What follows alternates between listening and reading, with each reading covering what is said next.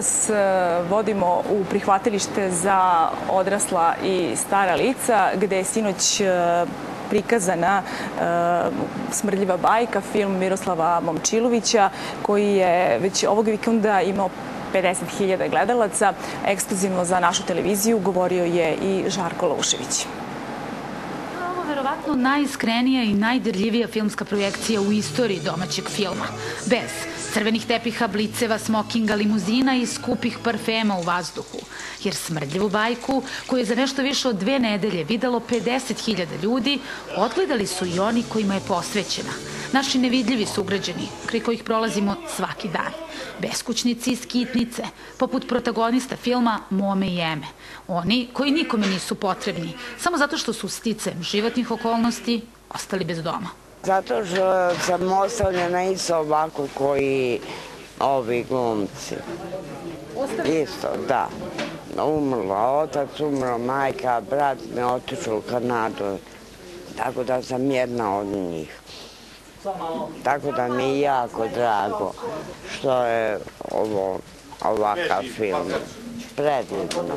Sretan je kraj, što najbitnije u svemu tome, i ja sam jako oduševljena, premda je film jako emocionalno, jako je težak, čak sam i suze pustila, jer to je sve iz stvarnosti života čoveka. Film je mnogo značio, ja sam se posjetila na sebe, na moj životni dom u kojem sam bila, tako me je pogodila da su i meni suze krenule, da je mnogo predivna, jer retko je gledati ovakav film, zaista je predivan. To stvara ljubav u nama, u srcu. Kako to već bioskopska pravila nalažu, na opšte oduševljenje publici se i poklonila ekipa filma, koja je donela poklone. Novi veliki televizor za dugu hladnu zimu u prihvatilištu. A Žarko Laušević podelio je i potpisao svoje knjige. Palo i neizbežno fotografisanje sa glumcima.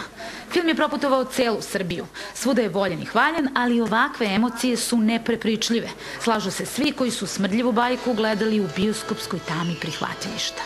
Film je divno prihvaćen svuda, ali ovu neku toplinu i to prepoznavanje koje smo večeras ovde imali prilike da osetimo, mislim da je vredelo doći. I mislim da film zato ima smisla da skrene pažnju, skrene pogled na te ljude, na ove ljude od kojih obično okrećemo glavu. A ovom projekcijom u jedinoj instituciji posvećenoj i našim sugrađanima bez krova nad glavom, kojih je trenutno 138 u konstantno prebukiranom prihvatilištu za odrasla i stara lica u Kumodraškoj, Smrdljiva bajka kao da se vratila kući. Jer ovo je od cele zemaljske kugle pravo mesto za nju, kaže reditelj i scenarista filma. Meni je jako teško sada pričam, ja sam pod vrlo jakim emocijama, zato što ne mogu da zamislim da sad film gledaju oni koji su me inspirisali na njega. I da je ovo, mislim, idealno, da je ovaj film važan, da naši sugrađani ne očekujemo da od država nešto uradi od njih. Od toga nema ništa. Da mi uradimo nešto. Mi, komšije, za naše komšije koji sada leže negde na kartonu i nemaju krov na glavu.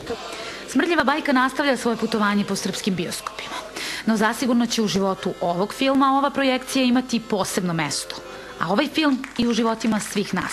Da naše nevidljive komšije počnemo stvarno da gledamo ljudskim očima, baš kao što oni gledaju nas.